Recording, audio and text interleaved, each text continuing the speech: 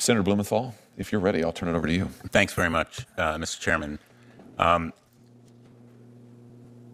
In order to operate in China, the Communist Party requires American companies to register with authorities and host servers inside the country. And I think it's pretty well known that Chinese law requires that security services are allowed access to any data hosted within the country. Did any of Facebook's security team or its engineers raise concerns to management about Americans' private information being exposed to Chinese spying? Yes, Senator, they did. And how did they do that?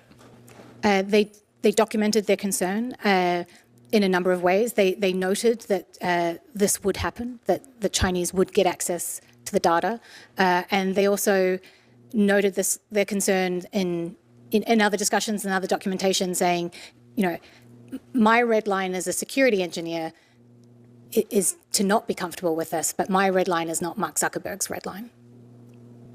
Maybe you can explain what you mean by that.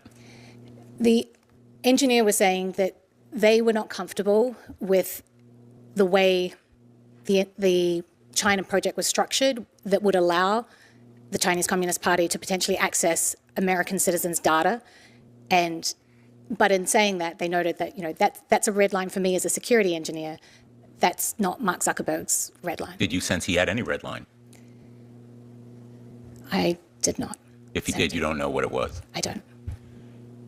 If you have more information related to these spying risks, would you be willing to share it with the committee? I would, Senator.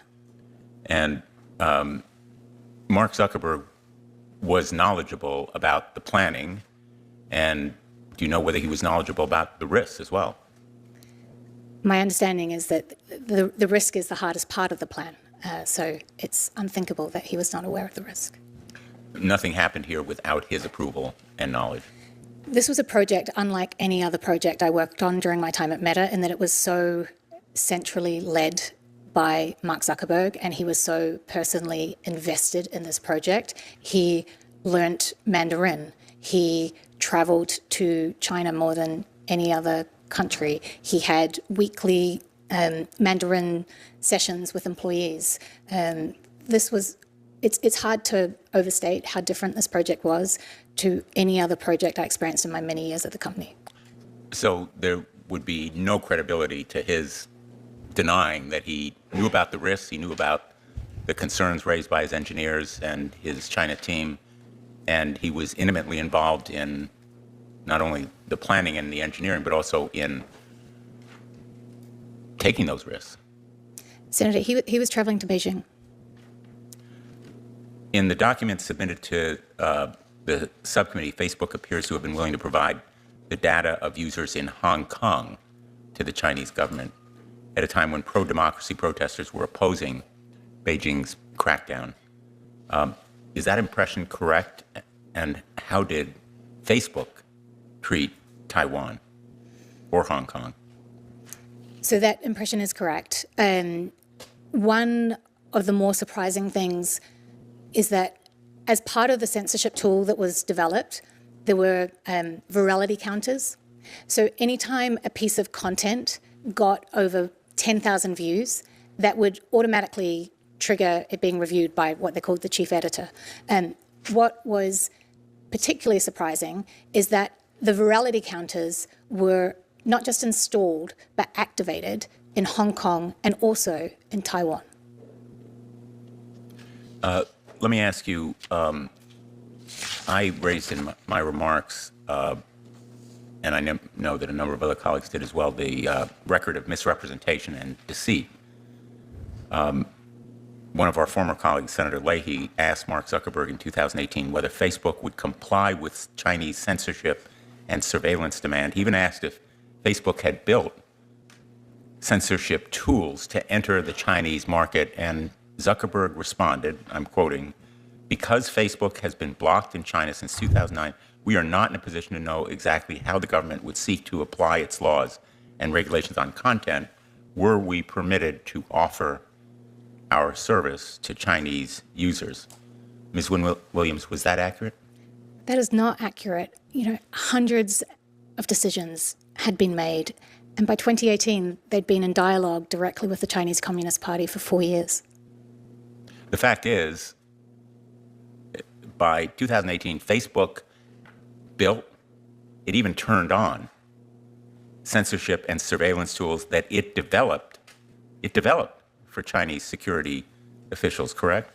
It developed, and those Chinese Communist Party officials tested the censorship tool and would give feedback and say, this needs to change, or we need this, or we need confidence that you can capture images and filter images we don't want seen. You know, we talk a lot about 1984.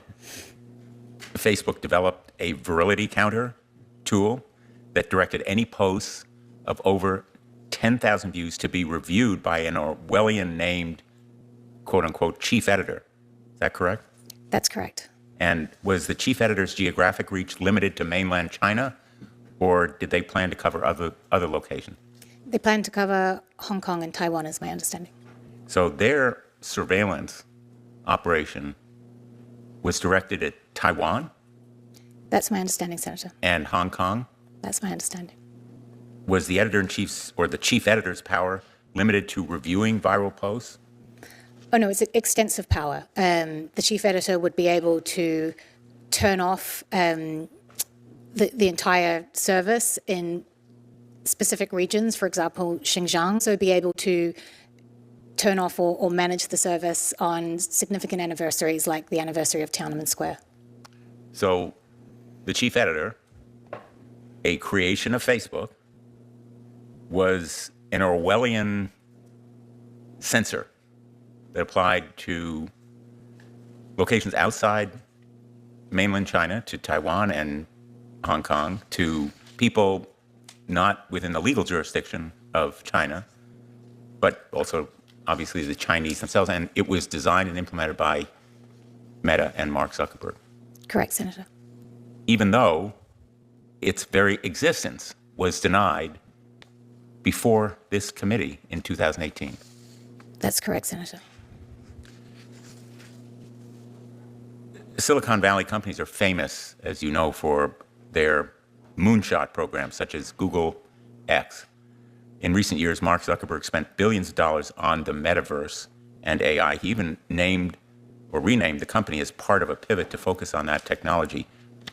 Did Facebook engage in any moonshot efforts in China?